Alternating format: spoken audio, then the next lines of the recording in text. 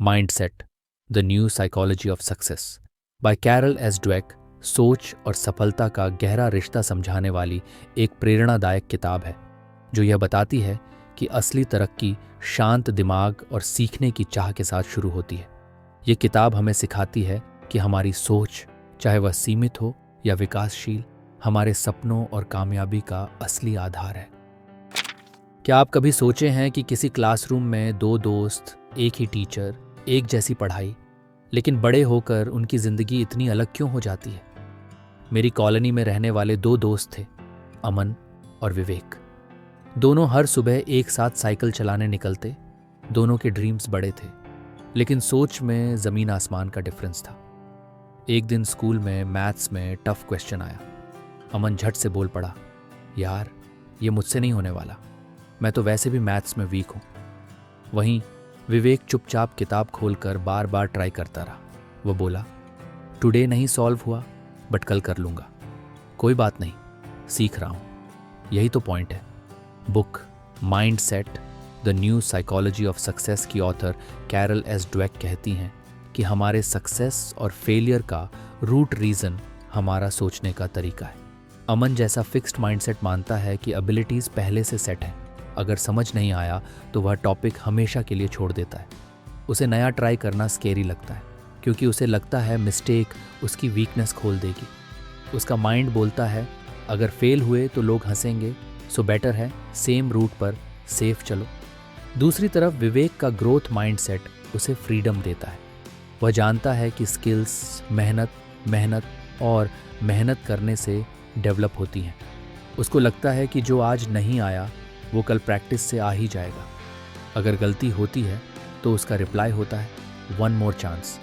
वह हर मिस्टेक को next step समझता है, ना कि फाइनल जजमेंट। ऐसी सोच उसे हर बार ना सिर्फ नया ट्राई करने का करेज देती है, बल्कि हर सेटबैक को एक एक्साइटिंग स्टोरी बना देती है।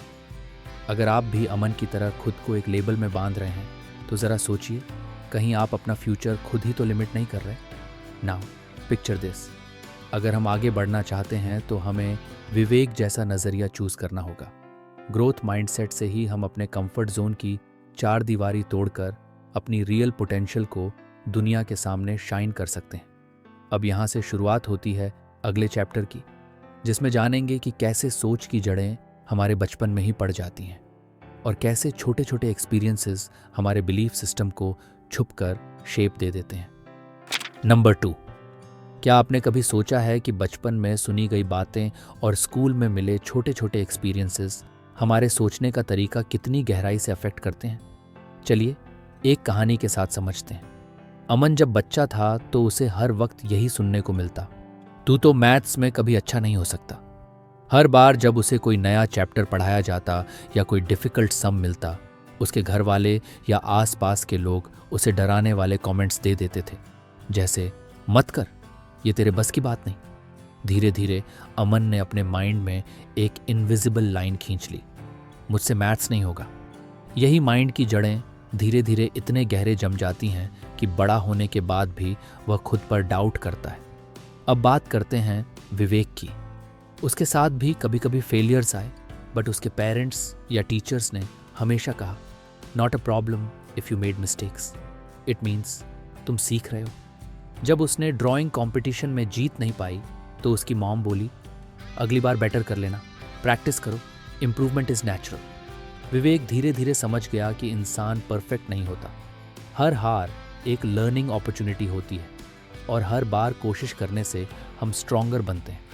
Book mindset the new psychology of success में कैरल एस ड्वेक यही समझाती हैं कि बचपन में मिले ये छोटे फीडबैक्स और रिएक्शंस एक फिल्टर की तरह हमारे सोचने के नज़रिए को सेट कर देते हैं। फिक्स्ड माइंडसेट वाले बच्चे लिमिट से घिरे रहते हैं, डरते हैं कि कहीं गलती करने से लोग उन्हें कमज़ोर ना समझ लें।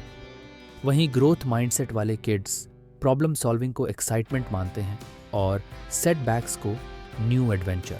अब सोचिए, अगर बचपन से ही हमें कांट डू नहीं, लेट्स ट्राई ही सिखाया जाए तो क्या पॉसिबिलिटीज़ नहीं खुल सकती? नेक्स्ट चैप्टर में हम एक्सप्लोर करेंगे कि कैसे फीडबैक, क्रिटिसिज्म और डेली हैबिट्स हमारी सोच को हर दिन साइलेंटली मोल्ड करते चलते हैं और कैसे यह हमारा फ्यूचर डिसाइड करता है।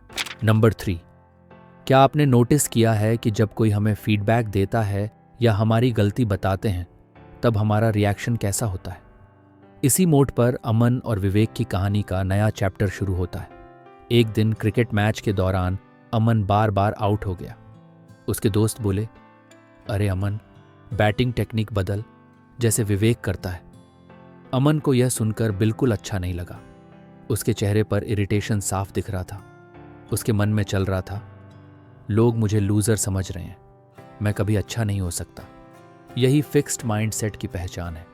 जब क्रिटिसिज्म या कोई सेटबैक आता है तो तुरंत हम उसे अपने कैरेक्टर पर ले लेते हैं और इम्प्रूवमेंट की पॉसिबिलिटी का गेट बंद कर देते हैं। वहीं दूसरी तरफ विवेक ने जब गेंद मिस की और उसके कोच ने कहा, try spinning the bat differently next time, तो उसने सीधा सवाल किया, क्या आप बता सकते हैं कैच करते हुए और कौन सी मिस्टेक हो रही है? वह हर फीडबैक को नेक्स्ट लेवल की प्रैक्टिस मानता था, न कि इंसल्ट। यही ग्रोथ माइंडसेट है। ग्रोथ माइंडसेट वाले लोग फीडबैक को एक सिग्नल मानते हैं कि कुछ नया सीखने को मिल सकता है और सेटबैक्स को एक प्रोसेस, न कि personality verdict. The new psychology of success में कैरल एस ड्वेक ने साफ लिखा है कि वास्तव में एक्सेप्शनल लोग सेटबैक से डरते नहीं, बल्कि उन्हें मास्टरी का शॉर्टकट मानते हैं। फेलियर का पेन टेम्पररी होता है, लेकिन उसमें छुपा लर्निंग हमेशा फ्यूचर का फाउंडेशन बनता है।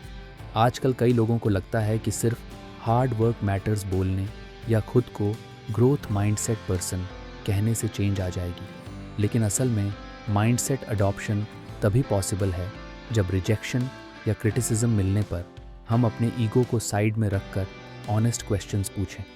मुझे कहाँ काम करना है? क्या ये क्रिटिसिज्म मेरे इम्प्रूवमेंट के लिए है?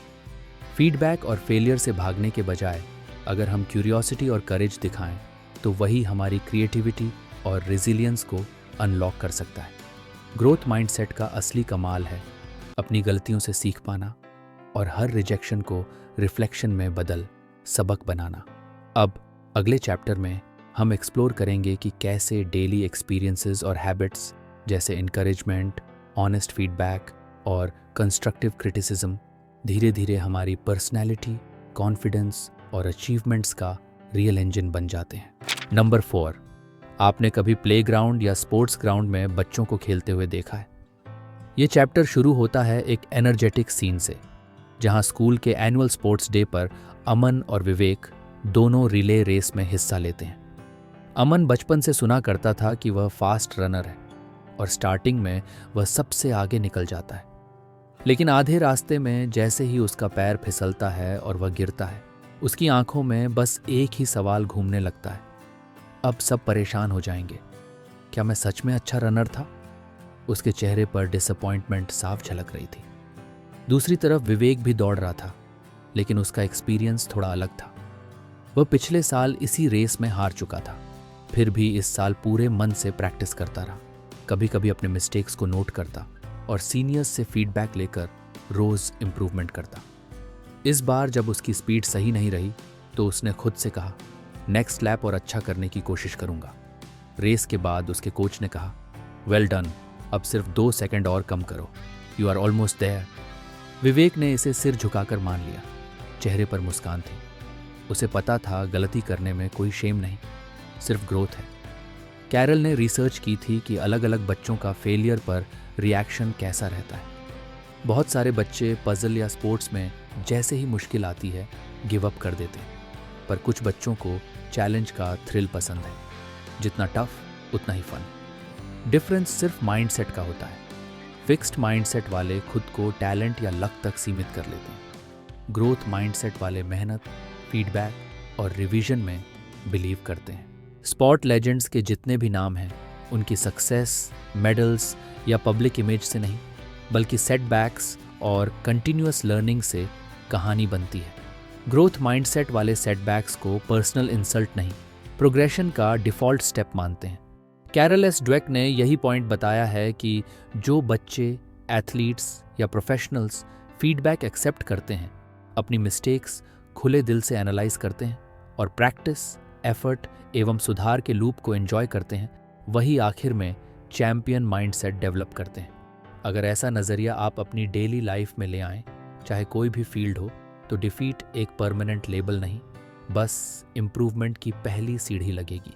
नेक्स्ट चैप्टर में हम उदाहरण लेंगे कि यह माइंडसेट न सिर्फ गेम्स बल्कि करियर, लर्निंग और रिलेशनशिप्स तक किस तरह आपकी रियल जर्नी डिसाइड करता है। नंबर 5, ऑफिस की दुनिया में कंपटीशन और चैलेंज ऑलमोस्ट डेली अफेयर है, और यहीं असली फर्क सामने आता है, फिक्स्ड माइंडसेट और ग्रोथ माइंडसेट के बीच। अब आप सोचिए, हमारे पुराने दोस्त अमन ने जैसे ही नौकरी शुरू की, वह हमेशा सेफ जोन में ही रहा। किसी नए प्रोजेक्ट या अनफेमिलियर टास्क की बात आई तो उसका फेवरेट लाइन था, this is not my cup of T boss. उसकी पूरी कोशिश रहती कि उसे कोई टफ या चैलेंजिंग काम ना मिले। मीटिंग में जब फीडबैक मिलता तो वह डिफेंसिव हो जाता, सोचता कि शायद उसकी कैपेबिलिटी यहीं तक है, इम्प्रूवमेंट ऑलमोस्ट इम्पॉसिबल है। धीरे धीरे प्रमोशंस दूर होती चली गईं और वर्क बोरिंग लगने लगा। दूसरी तरफ विवेक ने अपना करियर बिल्कुल अलग अंदाज में शुरू किया। जब उसकी टीम ने पहली बार उसे किसी बड़े क्लाइंट के लिए प्रेजेंटेशन बनाने को दिया तो सब सोच रहे थे कि शायद वह नर्वस हो जाएगा, पर विवेक ने इसे एक गोल्डन अपॉर्चुनिटी की तरह लिया। उसने ओपनली एडमिट किया कि सब्जेक्ट नया है, बट उसने इंटरनेट पर रिसर्च की, कॉलीग से हेल्प मांगी और बार बार रिहर्सल करके प्रेजेंटेशन सेट की। फर्स्ट ट्राई में पूरी सक्सेस नहीं मिली, बट अगले दिन उसने क्लाइंट से फीडबैक लिया, ज़रूरी पॉइंटर्स नोट किए और अगले प्रोजेक्ट में वही पॉइंट्स इम्प्लीमेंट कर दी। यही ग्रोथ माइंडसेट का असली मैजिक है। कैरल एस ड्वेक की the new psychology of success के अनुसार, जो लोग खुद को हर एक्सपीरियंस में सीखने और इवॉल्विंग रहने के चांसेस देते हैं, वे करियर में न सिर्फ सर्वाइव बल्कि थ्राइव करते हैं।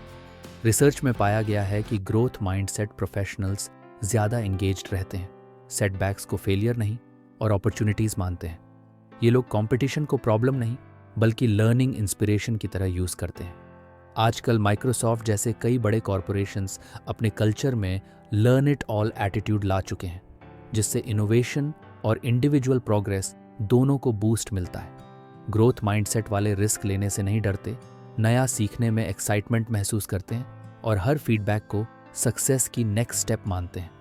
अगर प्रोफेशनल लाइफ में स्टक हो गए हैं तो ये माइंडसेट आपको कॉम्प्लेक्स प्रॉब्लम्स में कॉन्फिडेंस, एम्पैथी और रेजिलियंस के साथ गाइड करता है। अब इमेजिन कीजिए, अगर आप भी अपनी डेली ऑफिस लाइफ में ग्रोथ माइंडसेट की पावर अप्लाई करें तो कोई भी रोल या रिस्पॉन्सिबिलिटी इम्पॉसिबल नहीं रहेगी। नेक्स्ट चैप्टर में हम इसी माइंडसेट को रिलेशनशिप्स और डेली पर्सनल लाइफ के एग्जाम्पल्स के थ्रू और डीपली कनेक्ट करेंगे, ताकि सक्सेस केवल ऑफिस तक सीमित न रहे बल्कि पूरी लाइफ में ब्लूम करे। नंबर 6, क्या कभी आपने सोचा है कि रिलेशनशिप्स में भी माइंडसेट इतना बड़ा गेम चेंजर हो सकता है? अमृत और रिया की लव स्टोरी इसी वजह से सबसे अलग थी। ना वो परफेक्ट कपल थे, ना ही उनकी लाइफ बिना झगड़ों के थी, लेकिन डिफरेंस ये था कि उनकी रिलेशनशिप में एक हिडन इंग्रेडिएंट था, ग्रोथ माइंडसेट। अमृत अक्सर कहता, लुक, हम दोनों अलग अलग बैकग्राउंड से हैं, ओपिनियंस भी डिफर करते हैं, लेकिन हम दोनों रेडी हैं सीखने के लिए। The new psychology of success की राइटर कैरल एस ड्वेक ने रिलेशनशिप्स के बारे में बताया है कि अगर हम ये मान लें कि प्यार और समझदारी एक बार बनी तो पूरी जिंदगी वैसी ही रहेगी, तो ये फिक्स्ड माइंडसेट वाली अप्रोच है। अमृत कभी ये नहीं सोचता था कि रिया को सारी बातें अपने आप समझ आनी चाहिए। इंस्टेड वे दोनों ऑनेस्ट कम्युनिकेशन को सबसे ऊपर मानते थे। कोई मिसअंडरस्टैंडिंग आई तो ब्लेम गेम या ईगो दिखाने के बजाय दोनों ओपनली बात करते और एक दूसरे की फीलिंग्स जेन्युइनली सुनते। ऐसा करने से ट्रस्ट लेवल हमेशा स्ट्रांग रहा। ग्रोथ माइंडसेट रिलेशनशिप्स में पार्टनर्स एक दूसरे को इम्प्रूव करने का मौका देते। अमृत जब प्रमोशन के लिए स्ट्रगल कर रहा था, रिया ने हमेशा उसे मोटिवेट किया, यू कैन डू इट, और अगर कभी लगे कि लॉस्ट फील कर रहे हो तो I am here to help. दोनों अपनी छोटी सक्सेस को सेलिब्रेट करते, चाहे कोई वेकेशन के लिए छोटी सेविंग हो या एक साथ कोई ड्रीम अचीव करना। ऐसी आदतों से म्यूचुअल सपोर्ट और एनकरेजमेंट बढ़ती है और रिलेशनशिप बोरिंग रिस्पॉन्सिबिलिटी नहीं, टीम वर्क और फन से भरा जर्नी बन जाती है। फिक्स्ड माइंडसेट में अक्सर होता है कि लोग हर आर्ग्यूमेंट को एक परमानेंट डेंट मानते हैं। हमारी कभी नहीं बनेगी, इतनी प्रॉब्लम्स हैं, छोड़ो। जबकि ग्रोथ माइंडसेट में चैलेंजेस को इम्प्रूवमेंट अपॉर्चुनिटीज़ की तरह देखा जाता है। हम बेटर बन सकते हैं, थोड़ा पेशेंस, थोड़ा एफर्ट और थोड़ा एम्पैथी। रिसर्च भी यही बताती है कि ग्रोथ माइंडसेट से रिलेशनशिप्स में सेटिस्फैक्शन, कम्युनिकेशन और रेजिलियंस खुद ब खुद बढ़ती है। दोनों सिर्फ आरामदायक नहीं रहते, बल्कि एक्टिवली लर्न करते हैं कि एक दूसरे की रिस्पेक्ट, स्पेस और इंस्पिरेशन कैसे बनाए रखें। अब यहीं से आगे अगले चैप्टर की शुरुआत होती है, जिसमें हम जानेंगे क्या ग्रोथ माइंडसेट केवल रिलेशनशिप्स और वर्क लाइफ तक सीमित है, या फिर इसे अपनाकर हम अपने खुद के ड्रीम्स और गोल्स की दुनिया में भी नेक्स्ट लेवल की सक्सेस अनलॉक कर सकते हैं। अब आते हैं इस इंस्पायरिंग जर्नी के फाइनल स्टेशन पर, कंक्लूजन चैप्टर। इमेजिन करिए, अगर अमन, विवेक, अमृत या रिया जैसी रियल लाइफ स्टोरीज हर किसी के लाइफ में कोई ना कोई मैसेज छोड़ सकती है, तो वह यह है कि माइंडसेट ही असली गेम चेंजर है। The new psychology of success की ऑथर कैरल एस ड्वेक पूरी किताब में यही इंसिस्ट करती हैं कि हमारा थिंकिंग स्टाइल, फिक्स्ड माइंडसेट या ग्रोथ माइंडसेट हमारी पूरी लाइफ की दिशा डिफाइन करता है। चाहे पढ़ाई हो, काम हो, रिलेशनशिप हो या ड्रीम्स की दुनिया। अगर आप सिर्फ पास्ट फेलियर्स, क्रिटिसिज्म या वीकनेस के लेबल में ही उलझे रहे, तो फिक्स्ड माइंडसेट आपको ग्रोथ से रोक देगा। ऑन द अदर हैंड, अगर सेटबैक्स और फीडबैक को लर्निंग पॉइंट्स माने, मिस्टेक्स से इवॉल्व करें और हर चैलेंज को न्यू एडवेंचर समझें, तो आप अपनी पोटेंशियल का नया लेवल ज़रूर डिस्कवर करेंगे। ग्रोथ माइंडसेट आपको खुद से फेथ रखने, वर्ल्ड की हर अपॉर्चुनिटी को खुलकर ग्रैब करने और अपनी खुद की यूनिक जर्नी क्रिएट करने की स्ट्रेंथ देता है। अब ये चॉइस आपके हाथ में है। क्या आप टुमारो भी वहीं रहना चाहते हैं जहां टुडे हैं, या नेक्स्ट मूव के लिए तैयार हैं? याद रखिए, माइंडसेट बदलना कोई मैजिक ट्रिक नहीं, बल्कि छोटे छोटे डेली डिसीजंस, फीडबैक्स और एफर्ट्स से आता है। कभी भी खुद को लेबल ना करें। लाइफ में हमेशा स्पेस है खुद को नया वर्जन बनाने के लिए। तो अब एक बार सोचिए, क्या आप खुद को चेंज करने, सीखते रहने और आगे बढ़ने के लिए रेडी हैं? अगर हाँ, तो आपका सफ़र यहीं ख़त्म नहीं होता, बल्कि नया चैप्टर अभी शुरू होने वाला है, जहां ग्रोथ माइंडसेट हर दिन की लर्निंग, प्रोग्रेस और हैप्पीनेस का रियल फॉर्मूला बन जाएगा। दोस्तों, हमारे साथ इस वीडियो को अंत तक देखने के लिए दिल से धन्यवाद। मुझे उम्मीद है कि आपको ये समरी पसंद आई होगी और कुछ नया सीखने को मिला होगा। अब आपकी बारी है। आपको इस वीडियो का कौन सा हिस्सा सबसे ज़्यादा इम्पैक्टफुल लगा? नीचे कमेंट बॉक्स में अपने थॉट्स और फीलिंग्स ज़रूर शेयर करें। आपकी राय हमारे लिए बहुत मायने रखती है और इससे हमें बेहतर कंटेंट बनाने में मदद मिलती है।